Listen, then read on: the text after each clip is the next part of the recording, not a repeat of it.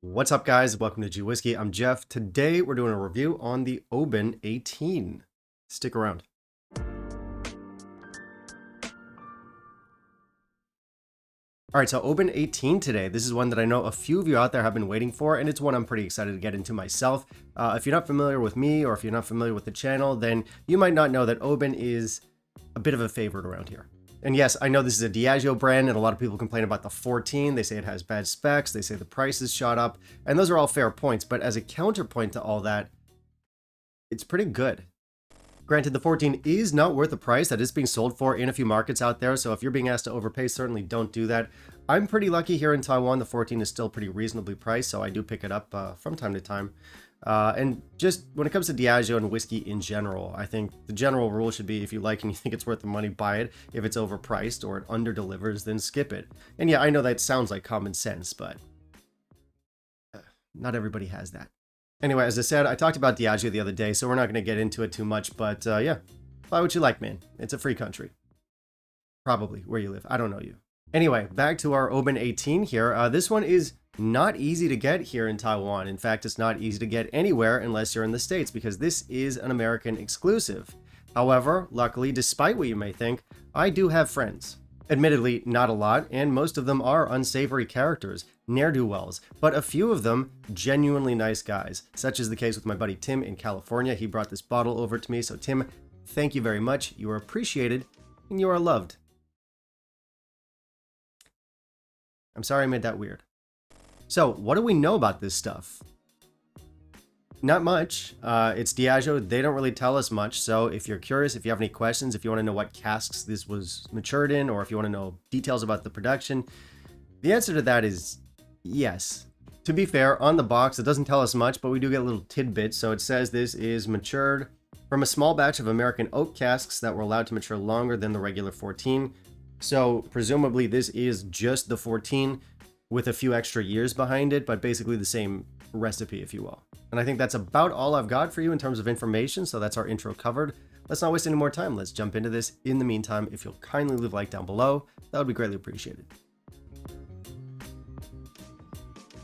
All right, for specs, you guys are not going to like this. This comes in at 43% ABV. It is chill filtered, and it is colored. Now, if you check Whiskey Base, it'll tell you it's natural color. I don't know about that. I don't always trust Whiskey Base. But if I'm wrong, someone will tell me down in the comments. They always do. Like, according to the comments and my girlfriend, I'm basically always wrong. So there is that. And listen, I know that none of that is ideal for a premium whiskey at 18 years old. But once again, and I can't stress this enough, me likey Oban. But yeah, not ideal. I know. For presentation, this is the standard Oban bottle, so it's the same like design. We get the script on the side. It's the usual look, but this one's all done in gray, which I don't love. I'm neutral towards the look of this in general, but I do think it would benefit from a pop of color. As it stands, we'll give it 2.5 out of 5. As expected, this doesn't tell us anything about color or chill filtration. On the box, as I said, we do get little tidbits of information about the casks, but really not much. It does give us some tasting notes there as well, but for the label, not a lot to say. Doesn't look great. It's whatever. On the nose, you get an Oban straight away. You get the character. We get salted toffee. We get salted caramel. It's salty, but not in a briny way, not in the briny coastal way you might expect. It's more like a sweet, savory saltiness. There's also buttermilk in here. There's carrot cake. There's tobacco. There's overripe bananas. And there's some maple flavored oatmeal, which is very specific. This is a nice nose. On the palate and finish, this is pretty full and mouth coating for the ABV. Right out the gate, I get salted toffee, I get tobacco, I get some dried apricots in here. There's also an apple cinnamon note, but not so much like a pie, more like apple cinnamon Cheerios. This is quite nutty. It's very malty, kind of like those malt drinks.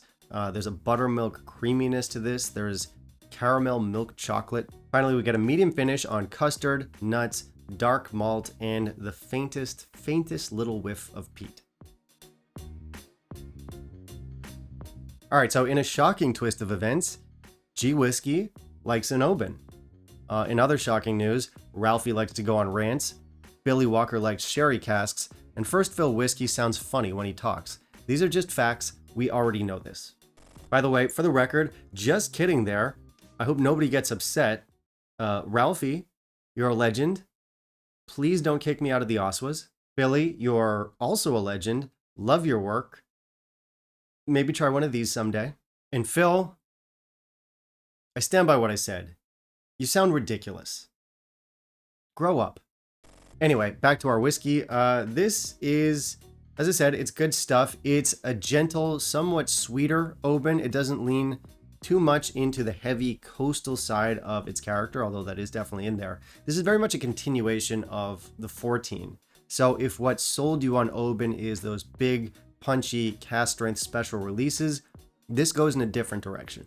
Building off of what they tell you on the box, this is the 14, but older. It's got more maturity, it's got more complexity, it's more settled, it's more interesting. But in terms of the level of intensity, a lot of the flavors that you get, and even just the overall vibe, yeah, pretty similar to the 14, but this is better. It's richer. So my recommendation is, if you're interested in this bottle, definitely try the 14 first. If you haven't, if you've had the 14 and you like it, sure, maybe give this one a go. But if you haven't, if you've never tried an Oban, or all you've tried from Oban are those big punchy cast strength releases, 14 first, then this, if you like the 14. Of course, I do like the 14, and I like this one even more. It is a gentle whiskey. But considering the fact that it comes in at 43%, we still get a pretty decent intensity and a pretty decent mouthfeel. That said, I will admit that it's not ideal. Like, there are 43% whiskeys out there where I'm just like, I'm good, I have no notes. This one, yeah, it's decent for 43%, but I do wish it was higher. So I am going to have to hit the button today. Oban? How about come on? Limited edition? How about ABV edition? Special release? How about specs that don't please? All right, yeah, that's enough. So I do think this is a whiskey that could be stronger. That said, I am willing to forgive it because I'm a sucker for Oban, as you all know, and it does really do have some great flavors. This has that dark maltiness like what you'll find in those malt drinks, or like a malt heavy beer, which is just fantastic. We get tobacco, buttermilk, caramel. It's got this very rich ambery character. Also, it's both sweet and savory in equal measure. It's a good balance. So I love it. Score is 88. Now, I don't think it's an epic whiskey, and I don't think it was designed to be, but I do love Oban, and in general, they don't have much in the way of older releases. So having something like this in the rotation, definitely appreciated. Is it as good as the special releases? No, I don't think so. Those have a little bit more drama to them, but I do think it's better than the 14. And as long as you like Oban and you're okay with the softer, gentler side of Oban, this will work for you. So if you are an Oban head like me, Oban head, very awkward term, never using it again. But if you really like Oban like I do, then yeah, you are going to get along with this one. As I said, though, very important, no matter who you are, you need to have tried the 14 first. And moving along, before we touch on value, I want to beg for some money. So guys, if you want to help support the channel, I have both Patreon and PayPal linked down below. Anything and everything helps. And if you're already supporting, thank you. So value, this sells for about $145 in California, although I'm told that's at the lower end, and typically it's more expensive than that. And for me, with my local, Taiwanese sensibilities, that is quite high. So is it worth it? For me, yes, because I do really love this one. As I said, you have to have tried the 14 first, and if you like that, go ahead and grab this one. But of course, I would say that I buy every Oban and I love every Oban. So can I be trusted? All right, that's the end of the video, guys. Thank you so much for watching. As I said, I have Patreon and PayPal down below. And of course, I want to hear from you. So this one, I guess, is for the Americans out there. Have you tried the Oban 18 yet? What are your thoughts? How would you compare it to the 14? How would you compare it to the rest of the range? And do you think it's worth the money? You can let me know that down below. Also down below, you can let me know what you want to see me review down the line, and I will keep that in mind for my upcoming videos. Bye, guys.